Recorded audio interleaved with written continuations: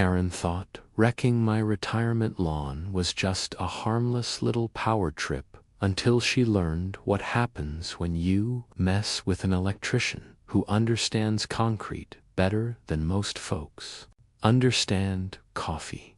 For 3 months straight, this entitled maniac treated my corner lot like her own shortcut. Every single morning, white BMW X5 bouncing across my $2,000 Kentucky bluegrass, the engine snarling, tires flinging sod.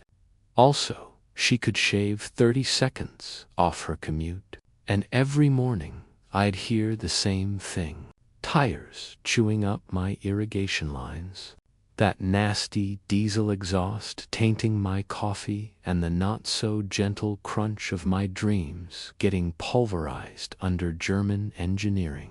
Now, I tried talking to her. She threatened me. I put up signs. She tore them down. Cops, civil matter.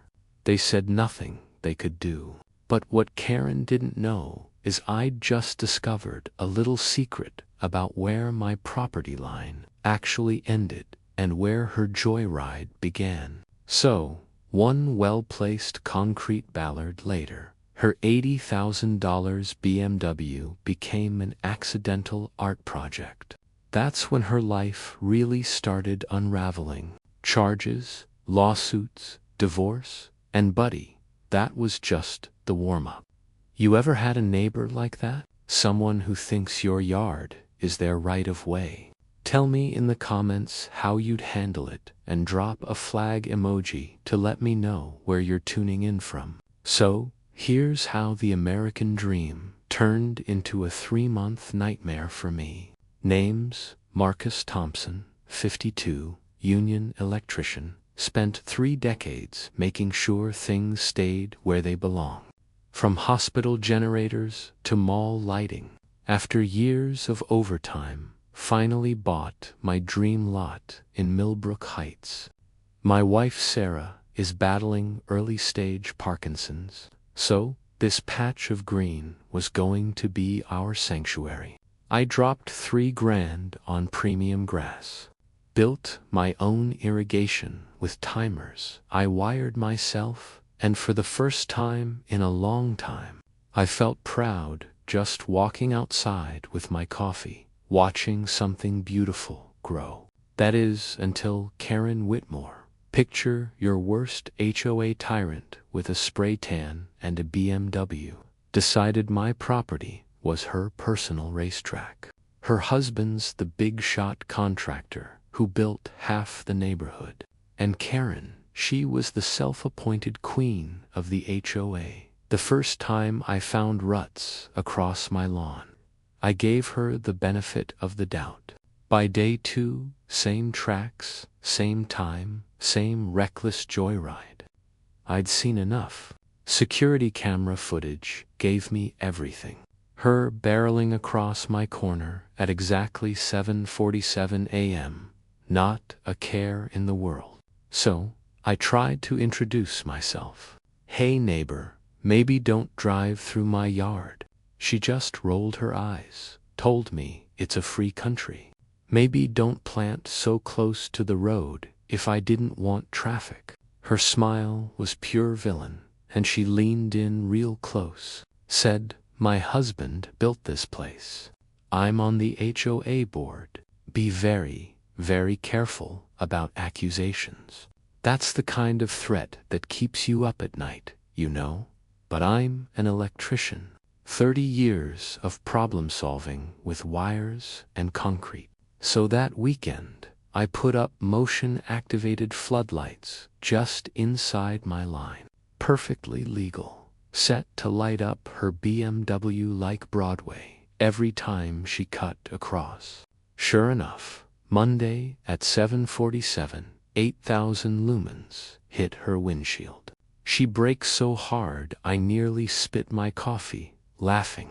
But the next day, she just leaned on the horn, then gunned it through anyway. Wednesday, I added a property under surveillance sign. That night, Karen snuck over in all black and kicked over my lights. cussing and muttering, not knowing my backup cameras were rolling the whole time. Friday morning, I get an official HOA complaint in my mailbox. Excessive lighting, creating hazards. All signed by Karen. I call my insurance, file a claim for vandalism. Later, my buddy Tony at the hardware store introduces me to Mrs. Patterson, 78 years old, sharper than a wire stripper. And apparently, she's got a spiral notebook documenting every petty thing Karen's pulled for the last 2 years. That's when I realize I'm not alone. The neighborhood's been quietly suffering under this woman's reign for ages. But here's where the twist hits. My insurance investigator comes to check the lights and starts measuring property lines. Mr. Thompson, you might want a real survey. These markers look off. I dig up the original paperwork at City Hall, and sure enough, Derek Whitmore had corrected the survey a year ago, shifted my line by a dozen feet so Karen could have her shortcut. So, I call in my old union buddy Pete, now a surveyor, and we confirm it. I legally own 18 feet more than those fake markers showed, and Karen's fancy retaining wall for feet onto my land built without a permit. So, armed with Pete's survey and all my video evidence, I march over and lay it out for Karen. She turns purple, says, "I'm trash." Says she and Derek own this place and decide who belongs and who doesn't. And she threatens, promises things are about to get very, very difficult for me. That's when code enforcement shows up, hitting me with a $1,000 fine for unpermitted lighting. Anonymous complaint, of course. But I know the code. I've checked twice. My lights are legal. The officer, Dave, looks nervous when I mention the Millbrook Country Club, where Derek plays golf, where city contracts get discussed. My old foreman confirms the rumor. Dave's been helpful to certain developers lately. Smells like corruption. So I file a Freedom of Information Act request for all recent complaints. 47 from Karen targeting 19 neighbors. And 3 months ago, Dave signed off on Derek's $1 million edition. Right when those fake surveys showed up. Too many coincidences. I call Tom, the city electrical inspector. He checks my setup, says it's museum quality, laughs off the citation. Then twist, his radio goes off, major fire at Derek's latest build. Turns out no permits, faulty wiring. Suddenly, Derek's under investigation, Dave's in trouble, and Karen's got no shield. So, I get my lawyer, Sarah Kim, who's tough as nails. She looks at Pete's survey, grins, says, I have grounds to sue for enough money to buy the whole block, but I have a better idea, permanent solution. I ask her about decorative ballards. She confirms it. As long as it's on my property, it's legal. With the neighborhood behind me, Mrs. Patterson organizing Tony's store as our base. Folks offering camera footage. I pour a 5 EFT, deep steel reinforced concrete, ballard, exactly where Karen's will always hits at 747. Looks like garden art, but it's engineered to stop a truck. The plaque says Maple Grove Memorial, Garden EST 2024. The irony tastes sweet. Monday, Karen's back from her vacation, gunning her BMW right for her shortcut and the Ballard crunch. Rim explodes, car lurches, the whole street wakes up. She loses it, calls the cops, but Officer Rodriguez checks the survey, shrugs, tells her she's trespassing, and to call her insurance. She screams, "This isn't over." And it wasn't. Next day, Karen tries to hire an excavator to fix a gas leak. I call every utility. No work scheduled. I record her. The cops arrive, and the excavator operator confesses. Karen tried to bribe him to take out my Ballard.